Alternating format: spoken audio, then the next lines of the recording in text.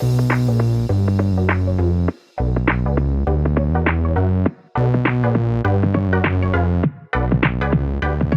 welcome everybody to another episode of Chris and Dave's Reality TV Cast. I'm one of your hosts, Chris, and my co-host and very good friend is Dave. Hey there, Chris, and hello to our listeners out there. Welcome to Chris and Dave's Reality TV Cast. We are covering Love Island UK Season 9, Episode 39. We've almost broke the 40s, Chris. But where would you like to start today? Well, I was late to the party, Dave. I have got a bit of a horsey voice because I had a great evening, and it wasn't watching Love Island. However, seeing all the messages, everyone's like, why do I want to get back from this football match and go and watch Love Island? Because it was a cracker, Dave. This was a cracker tonight. Absolute belter. I don't know where to start because it's like everyone got sort of pulled together. This was the movie night we deserved. Probably Liv again, as usual, Dave. What the fuck is going on with that girl? I've never seen anyone so delusional, and everything is about her, and just the whole thing again. You know, just everything's funny. You know, apparently she doesn't talk behind her friends, yet we saw a video of her doing that, Dave. She don't do that. But she didn't get called out on it, though. No, and that's one of the girls said fucking anything about the fact that she was talking behind other people's backs. Yeah, I agree. Dave, she's the queen bee in there, and no matter what happens, it is the Liv show. And it was toe curling, and I'm like, I don't get it, Liv. And then the fake tears, there was no tears coming down there, Dave, at all. Bullshit. So what did you think of all that? Because I was fizzing watching it. I did think, I mean, we'll go through these in a non-linear way, so just jump around a little bit. But yeah, so the bit of Olivia talking to Max, and like she's saying about, oh yeah, Claudia, you know, she's almost there, and Sammy and Tom I don't really see anything about that. Like I said, girls, not a fucking peep out of them. Not a peep. And then when we got to what was it? The Ron one? Ronnie Darko. Ronnie Darko, that was it. And he's basically, you know, he's telling Tom, you know, that he doesn't feel like Olivia will stay with him, and like saying to Kai that you know, she'll couple up with someone else, and she's only coupled up with you because she couldn't get Tom. Oh, I was watching that and I was like, oh, I fucking forgot about that actual wording, but that is going to land.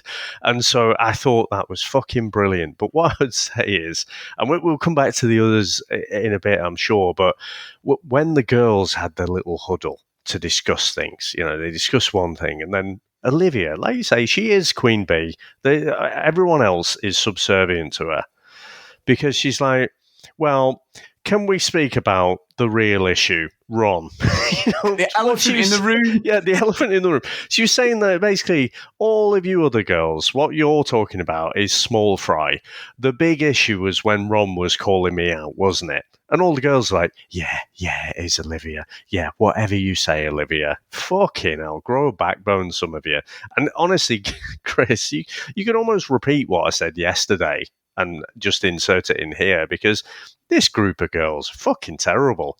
I mean, they will defend the undefendable and launch at things and then be utterly fucking hypocritical and excuse themselves of everything. And actually, Chris, we've given Ron a little bit of stick, but he went up in my estimation because he was like, look, I'll say sorry because I didn't want to upset her, but I meant everything. I was like, fucking good on you, Ron. Absolutely nailed on. But then, of course, you know, like you say, it's people like Olivia, they kind of weaponize crying. Basically, you're fucked then, aren't you?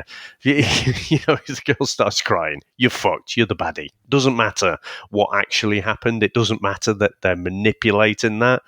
So, yeah. Oh, Chris, this was a great episode, and I feel like it kind of lived up to what I thought it was. And like I say, I think they showed pretty much everything we hoped they'd show. Yeah, they did, and I'm with you because what Ron said was he called her out exactly to the T, exactly to what we're all thinking. The show, then after Ronnie Darko, we then get Liv's video forgetting Kai's name. Kai don't seem that arsed. He's like laughing as if to say, well, this is why I don't want to be with you. They show a bit of Kai saying he liked her, and he was, Dave. Girls, excuse it all. Exactly. Nothing is pushed. And who's getting on my fucking nerves, Dave? She's absolutely licking Liv's arse. Is that Claudia?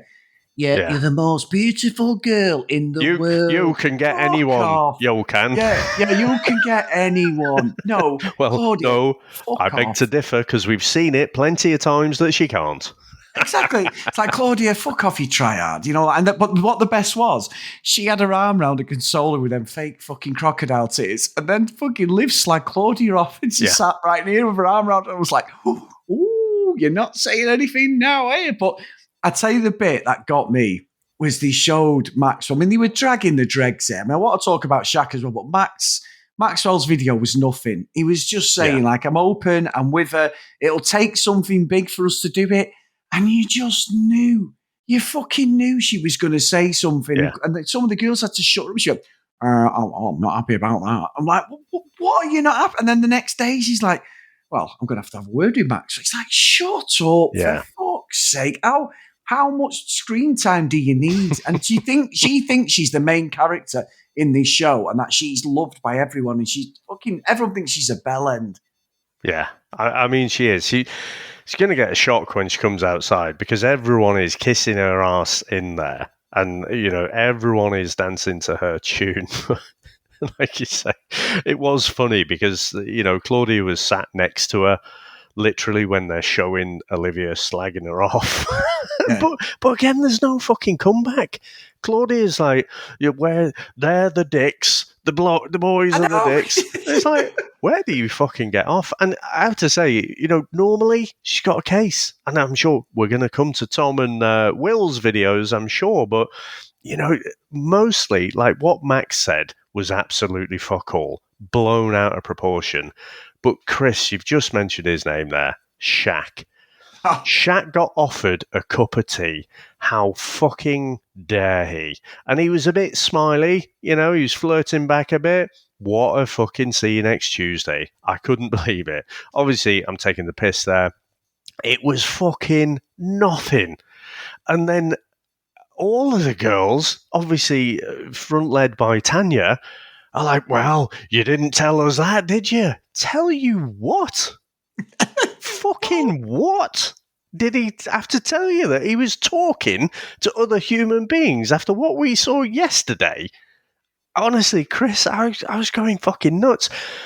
Olivia and Tanya now I'm going to put into that corner of being expert grade A gaslighters. They will just argue a point. I mean, when she's saying to Shaq, like, I'm going to let you think about what you've seen. I don't need to fucking think about it. I've just fucking seen it. Exactly. What you said to me was bullshit. You made out Martin to sound like a fucking predator. And, that you were a helpless bystander in the whole situation didn't fucking look like that. But, she will argue the case, and it's part of me, a very small part, but it finds it admirable. It's like, fucking hell, how can you be that fucking steadfast? And she's trying to fucking gaslight Shaq, like, because Chris, what did you think of that whole fucking tea nothingness? Well, the producers were scraping the fucking barrel because this is pre them getting together properly, pre Hideaway, pre I love you, which obviously we know that Tanya didn't really reciprocate. We even said it like she got the ick. We were like questioning what was going on there. She's just a game player. And what annoyed me even more about that, Dave, is they picked Zara, who's not been in the show since about the second week. So we're going back in time here. So just pick some little bit of nugget to give Tanya. Tanya then uses it as you said before about weaponizing it. She used that as a weapon against Shaq. So it took the heat off her, and then fucking Jessie went, are you sorry, Shaq? I was like, yeah. What the fucking Jessie needs to wind her fucking neck back in. What is she going on about? I was like, and Tanya's going to, well, we never bring it up again about me. You, like you said, you need to, and I'm like, What? And you know what got me, Dave? When the whole situation with Liv, just a side note, fucking Martin burst out laughing. I was Yeah. fucking crying. What are you laughing at? What are you laughing at? He's been the fucking hero we needed in this fucking 2 episode. Absolute legend. He's been fucking brilliant. But because he's not got any horse in this race. But watching that thing with Tanya, I don't get where she's come from, Dave. I do think she's got away with just this sort of behaviour all her life because it's gaslighting. It's horrible. I'm sure, and I'm not just saying this, if the situation was flipped, there would be outcry. There'd be fucking outcry the way she's gone about this. But then what makes it worse? Shaq's done, and I'm thinking he ain't done. Then he starts talking to her at the end, and she's still fucking turning it on him as if it's his fault. And she has got him in the palm of her fucking hand there, and he's gonna absolutely roll over and let her tickle his belly. He's fucking done. He's gonna get back with her. She's got a lot of growing up to. She's 23 years old, and she needs to fucking grow up because I hope someone pulls her outside because no one's going to pull her in this fucking show. They're all just going to keep going along with it and just kicking off. But yeah, what a fucking... It was a shit show, but I loved every minute of it, Dave, because I'm getting annoyed, but I'm like, this is what we needed. Yeah. This was almost like... It puts Casa Amor into just the category of, okay, this is just the warm-up. This is the cheeky little hors d'oeuvres before the main course. You know, the movie night now is where it all kicks off because all of those little indiscretions. And the thing is, the thing that I keep thinking is, well, why would you do that? So, Chris, let's get on to Will. So we knew this was coming. Yeah. We remembered at the time, it was like, fucking hell, he's completely changed. And he is the one initiating this. And actually... I'd been a bit softer on him in my memory because I'd forgot just how much he was going in for the kiss, and Layla was just kind of, you know, she was kind of reciprocating, but initially she wasn't leaning into him. It was all him. Yes. But then the producers / editors are kind of a bit softer on him, I think. You said about with Shaq, they basically pulled everything. You know, they went to pre-Casa Amor. They went to a time when fucking him and Tanya hadn't actually declared love for each other. So they had to get that. Not him sleeping out on the daybeds or anything. There was no redemption for Shaq. But Will gets a bit of a redemption because you see that stuff with Layla, but then he's pouring his heart out to the lads and, I feel so bad. And, actually, I feel like I love Jesse. Why did he get that fucking redemption? But Shaq got digging into the archives to properly throw him under the bus. I don't know. And I'm with you on that. It's a great point because Will just does this fucking little lost puppy act, doesn't he? Now, Jessie, I'm not a fan of at all, but she's in the right with this. It was bad. It was worse than what he'd said. He downplayed it. All right. He apologised and stuff, but you're right. They're totally manipulating people. Shaq's done nothing wrong in this whole situation. He's just been absolutely fucked over. And Will, I'm not a fan of Will, Dave. I've got to be honest. I'm not. I know there's a couple of times like, he's been quite funny and he brings something different to the villa. I'm not buying this whole act. I'm not buying it. What gets me is when he said he was on the job looking to get with someone and his whole personality changed. I just think he's playing a part all the time. He's just constantly playing this person he is online and this sort of social media person. I don't really like Jessie, but she's in the right and she can have a pop at him. And she even said to him, just tell me direct. Tell me direct. And he just went round the houses. The eyes come, the little fucking bottom lip comes out. You know, he sat there in tears. It's like, you created that, mate. If we're going with what we've seen on the show, you've created it. It's your own fault. You've made your bed, you're lying it now. But she'll take him back, Dave. The one thing I'd say watching all this is everyone who's had a bit of shit, every couple, if this was real life, you'd block them, you'd fucking slander the names, you'd have a go at them, you'd fuck them off. Well, because it's Love Island, we all know that they're all going to get back together, Dave. Unless the two new bombshells come in and one of them goes, fuck this, I'm in there. But I can't see it. I just can't see it. So as much as I loved it, I still have a back of my head thinking we're going to get full redemption now as we go into the whole leg of this one. Yeah, I mean, like you say, in real life, this should be over. So much of it should be over. Now, obviously, in real life, it doesn't sometimes, but it's ridiculous. Once you've gone past that point, I don't think there's any coming back from it. But we know, and these Islanders know because they've seen the show plenty of times. What are you going to do? Yeah, we're going to have another couple of bombshells coming in tomorrow. Yeah, we might get one or two more. But Yeah. to really stand a chance of being in that top three, to maximize your screen time, you kind of have to suck it up.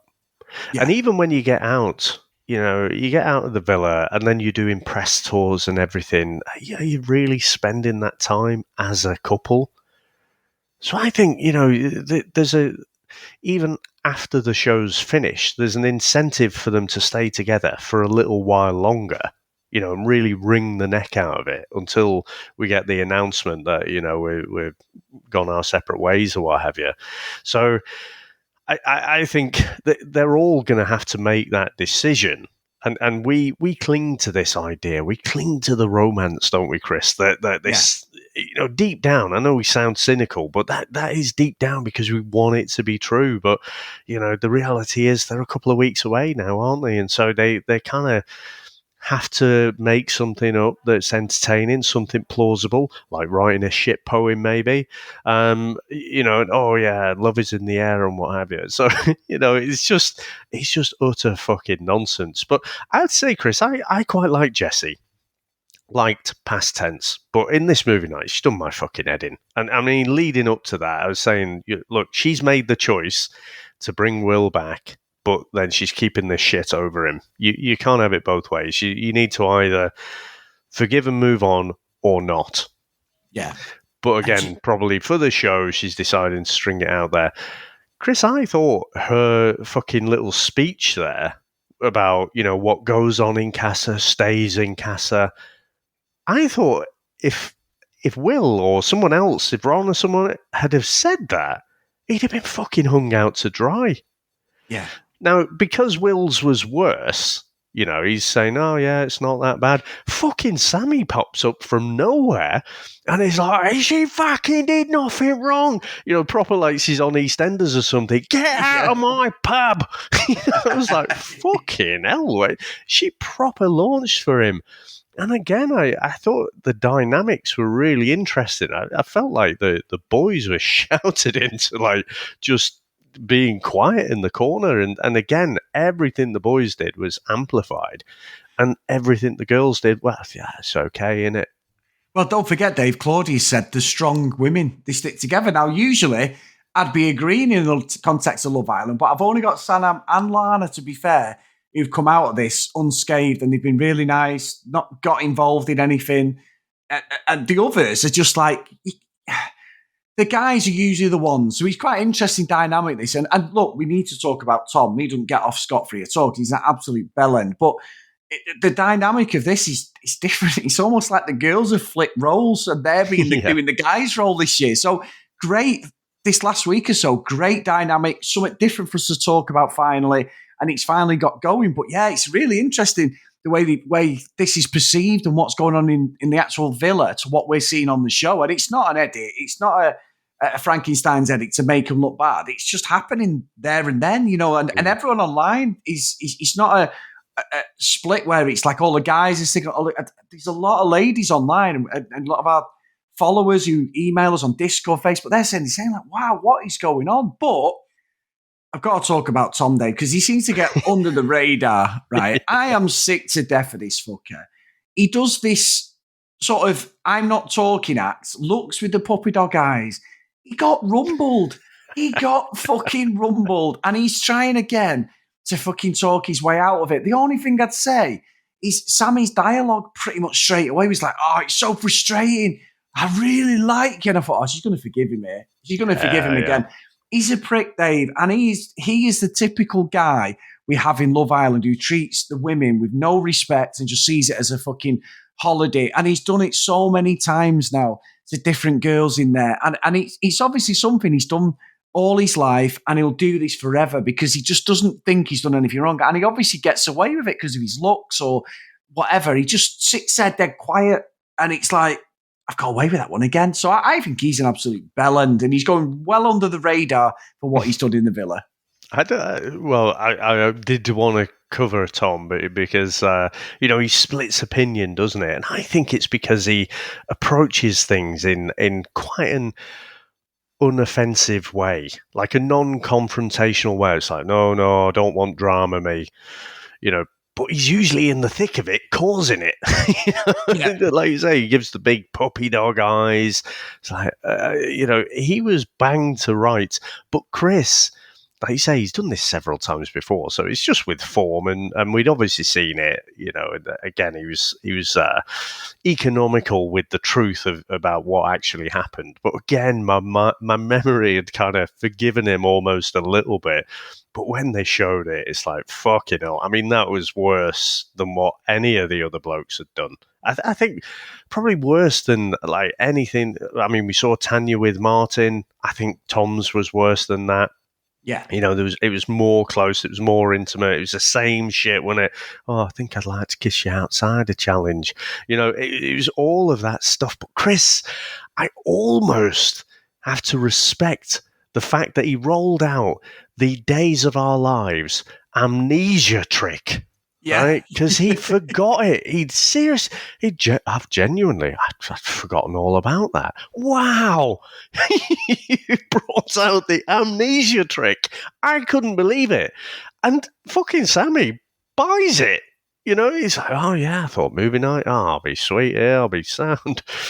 Bull fucking shit. You just don't care. But again, because he's not attacking it head on, someone like Kai, he gets into, he's quite, I said yesterday, he's quite principled, but he's quite stubborn, isn't he? He's like, look, I'm not going to suffer fools gladly. Whereas Tom doesn't do that. He's kind of this passive, non-confrontational style that he has just means that he can get away with this shit. So, I mean, let's face it, that fucking I've forgotten about it all is bullshit. But, he seems to have gotten away with it because we didn't even get to the end of the episode before, Sammy's seemingly forgiven him already. Now, has she really? Or is she just thinking about it's the last 2 weeks? Yeah, well, I think the last 2 weeks in the back of it, that's what I'm saying before, Dave. Very forgiving, despite all this shit. Like you say, in real life, you'd be jettisoned off, see you later, I don't want to be with you sort of thing. But in Love Island, things just work differently. If they love a storyline, even if they hate them, producers are going to interject here. If you want to win it, this is what you've got to do. So, yeah, I just, what I want to see now, Dave? I just want to see Olivia talk to Max about what's going on. Because there's nothing there. Do you? Because I don't want to see Olivia for another fucking second on my screen, to be honest. She does my head in. And when Ron went over to apologise, I must admit I was thinking, well, you're a better man than me. Because, I think, well, I'd have maybe said sorry for making you upset. But when she's like, no, I don't want to hear it, I'd be like, fine, I'd be off. But he did stay there, and swallowed the shit that she was spewing out. So, again, I thought he went up a bit in my estimation there. Yeah, I did. And that's when we got the line. I know I said it before, but she said, I don't talk about my friends behind the back. Yeah. Fucking Miss Piggy's flying right over my house now with Kermit the Frog. Jesus Christ, the delusion is off the charts, isn't it? I just, it baffles me. There are a few people I've met in life that are that deluded, other than my ex-wife.